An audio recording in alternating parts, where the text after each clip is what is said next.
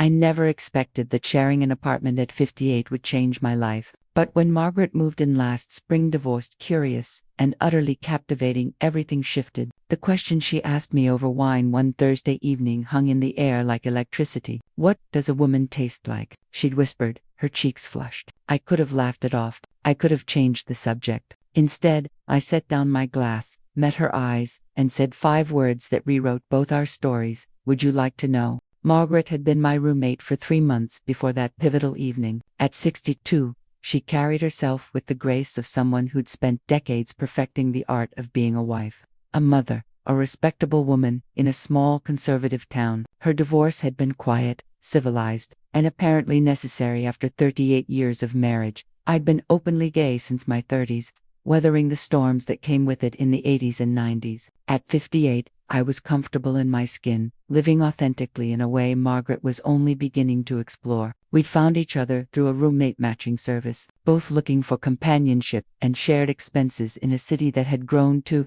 expensive for single women of a certain age.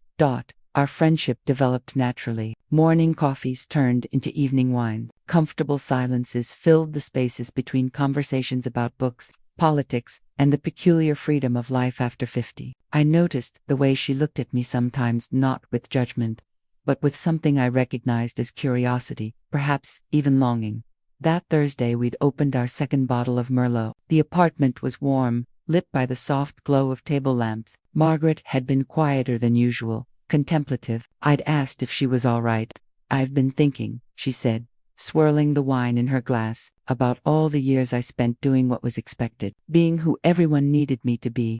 "That's a heavy thought for a Thursday night," I replied gently. She laughed, but there was something vulnerable in it. "Claire, can I ask you something? Something personal?" I'd set down the book I'd been pretending to read. Of course, the question, when it came, was so quiet I almost missed it, but the intensity in her eyes told me everything. This wasn't casual curiosity. This was a woman standing at the edge of something vast and unknown. Gathering courage to leap. My heart hammered as I considered my response. Margaret wasn't just my roommate, she'd become my friend, my confidant. But beneath that friendship, I'd felt something else growing, something I'd carefully kept to myself. Now she was asking, opening a door I'd thought would remain closed. "Would you like to know?" I asked, my voice steadier than I felt. Her breath caught. For a long moment, neither of us moved. Then, almost imperceptibly, she nodded. I stood slowly, every movement deliberate. Margaret's eyes followed me as I crossed the small distance between us. My hand trembled slightly as I offered it to her. She took it, her palm warm and soft against mine. "Are you sure?" I asked, needing her consent, her certainty. "I've never been more terrified," she whispered, "or more sure." I led her to my room, each step feeling both surreal and inevitable. The queen bed dominated the space, covered in the deep blue quilt I'd had for years. Margaret stood in the center of the room, looking simultaneously brave and vulnerable. "We can stop any time," I told her, cupping her face gently. "This is about you, what you want, what you need." She leaned into my touch. "I trust you." Those 3 words undid something in me. I kissed her then, soft and questioning, giving her every opportunity to change her mind. Instead, she deepened the kiss, her hands finding my waist, pulling me closer. She tasted of wine and possibility. We undressed each other slowly, reverent discoveries of bodies that had lived full lives. Margaret's skin was soft, marked by the beautiful evidence of decades' faint stretch marks. The slight softness of a belly that had carried children, breasts that had nurtured life. I traced these marks with my fingers, then my lips, showing her the worship her body deserved. "You're beautiful," I murmured against her skin. "I'm old," she countered, but there was humor in it. "You're magnificent," I corrected, and meant it with every fiber of my being. I laid her back on the bed, positioning myself between her thighs. Her breath quickened as understanding dawned. I kissed the inside of her knee, her thigh, taking my time, building anticipation. When I finally tasted her, she gasped, her hands flying to my hair. The answer to her question was complex and beautiful, salt and sweet. Uniquely her, utterly intoxicating. I explored her with my tongue, learning what made her sigh, what made her moan, what made her back arch off the bed. Decades of experience had taught me patience, attention, the art of reading a woman's body. Margaret's pleasure built slowly, beautifully, I watched her face, saw the moment she stopped thinking, and surrendered to sensation. Margaret came apart in my arms with a cry that was equal parts surprise and release. I held her through the aftershocks, kissing her hip, her stomach, making my way back up her body until I could cradle her against my chest. She was crying, soft tears that dampened my skin. I stroked her hair, giving her space to feel whatever needed to be felt. "I'm 62 years old," she finally said, her voice thick with emotion. "How did I not know? How did I spend my entire life not knowing I could feel like that?" There was grief in her question, for all the years she'd missed, all the versions of herself she'd never gotten to meet. I understood that grief intimately. "You know now," I said simply. "That's what matters." She lifted her head, looking at me with eyes that seemed simultaneously older and younger than they'd been hours before. "Teach me," she whispered. "Teach me everything."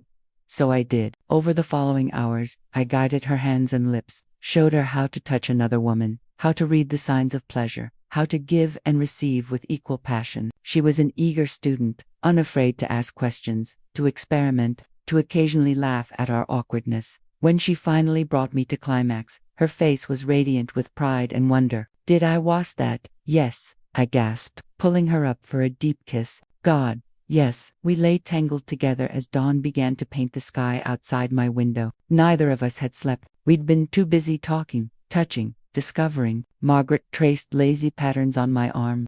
"I can't go back," she said quietly. "I know who I am now. I can't unknow it." "Would you want to?" I asked. She considered this seriously, as she considered everything. "No, even though it means grieving the life I thought I had, the person I thought I was. No, this," she gestured between us, "this feels like coming home to myself."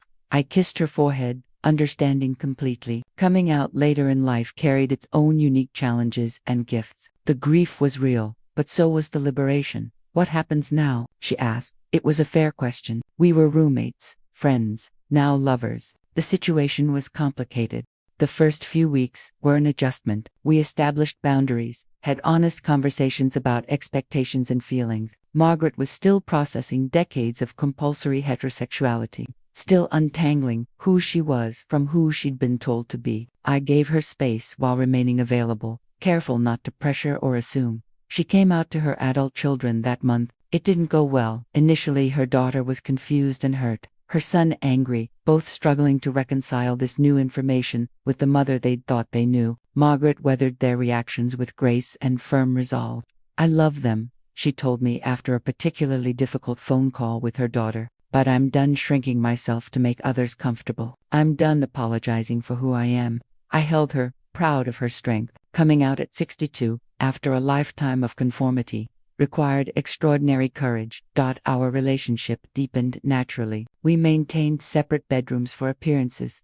We had nosy neighbors, but spent most nights together. We discovered we both loved hiking, spent weekends exploring trails neither of us had made time for in our previous lives. We cooked together, read together, built a life that felt authentic and joyful. Margaret joined a support group for late-blooming lesbians, found community and understanding with other women navigating similar journeys. She started dating me officially. She actually asked me on a proper date, which was adorable, and we began building something real and lasting. 6 months after that pivotal Thursday night, we celebrated her 63rd birthday with close friends, most of whom had embraced her truth with love and support. As we cut the cake, Margaret caught my eye across the room and smiled the kind of smile that held entire conversations, promises, gratitude.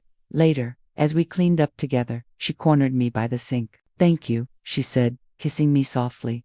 "For what?" "For answering my question, for showing me instead of telling me, for being patient while I figured out who I am." She paused, her eyes shining. "For loving me through it, always," I promised, meaning it with everything in me. This wasn't the life either of us had planned, but it was real, it was ours, and it was worth every complicated, beautiful moment. Love doesn't have an expiration date, neither does self-discovery. Margaret and I proved that it's never too late to ask the questions that matter, to step into your authentic truth, to choose yourself. Our story isn't unique. There are countless women discovering their true sexuality later in life, shedding the expectations and constraints that kept them hidden even from themselves. If you're reading this and recognizing yourself in Margaret's journey, know that you're not alone. There's an entire community of us who understand, who've walked this path, who are here to support you. Your story is waiting to be written. What question will you dare to ask? Share your own coming out story in the comments below, or reach out if you need support navigating your journey. Remember, it's never too late to come home to yourself.